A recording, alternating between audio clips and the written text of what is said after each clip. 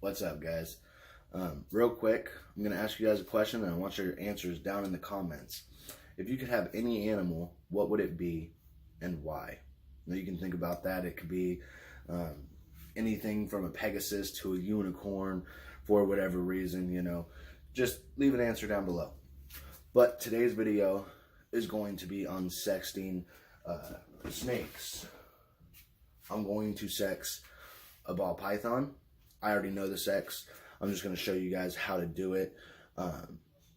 There's tons of videos on the matter, but personally, they don't really go over what species these methods could be used for.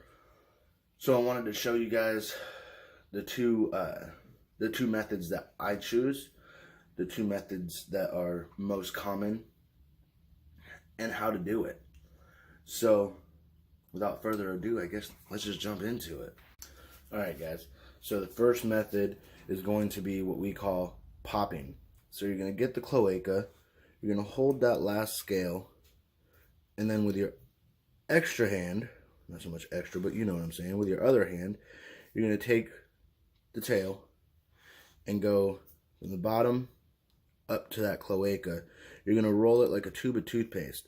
Now, it's not going to focus super well for me, but if this was a male, you would see two hemipenes extruding both ways, just like that, from each side, one from each side.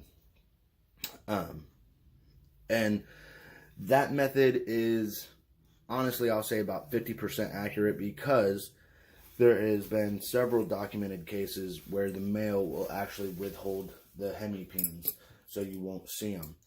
Now, the second method, my favorite method, is going to be using a probe kit. Now, obviously, you can see they come in different sizes, and you're going to want to find the one appropriate for your size snake. For instance, this is going to be the smallest one right now.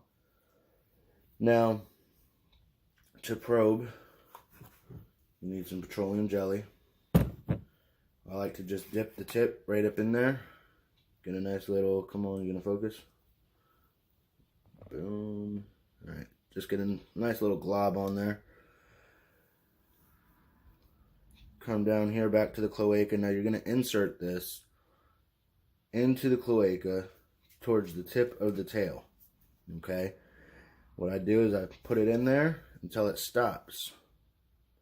Pull it back out with my finger, still marking the center, or still marking the point where it stopped.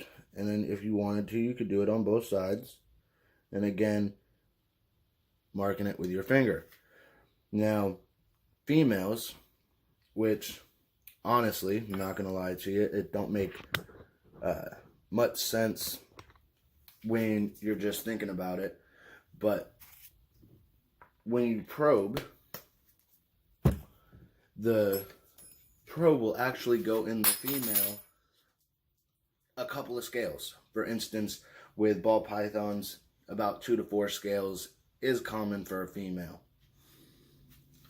Anything after 2 to 4, male. Which don't make much sense, right? Because a male should have something blocking the passage.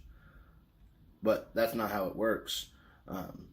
The pouches that hold the hemipenes, or the dual penises that the snakes have,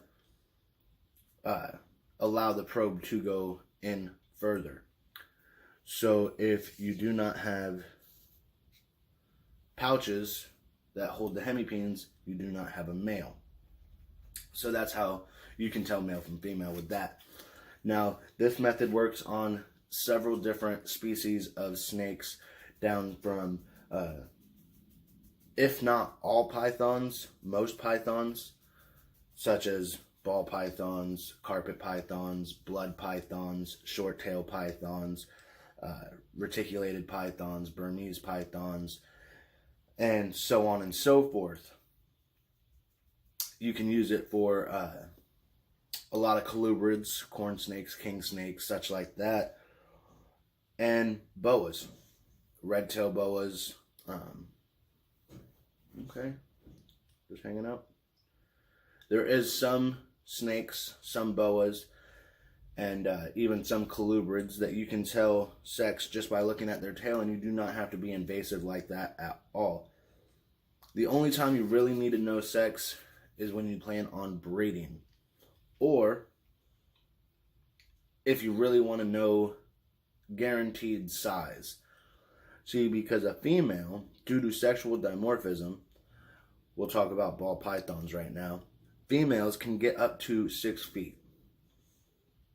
Anything over 6 feet, one of your friends say, oh, I had a ball python, it was 10 feet. I'm sorry, but you don't know how to measure. You can't take the skin from the shed and stretch it out and get an accurate reading from that whatsoever, because it's not just the scales that it's shedding off, it's actually the skin and under it, so that adds. But most of the times you don't even get a 10-foot long, not most of the times, you never get a 10-foot long shed from a ball python.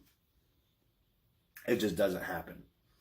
Maybe a red-tailed boa that they got confused, so try to educate them a little bit. Male ball pythons, 4 feet. I've seen them up to 4.5, but that's it.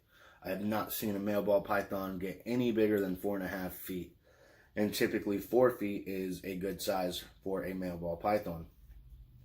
But do not try either of these methods if you do not know what you're doing, if you're not comfortable doing it, because you can hurt the internal organs of the snake.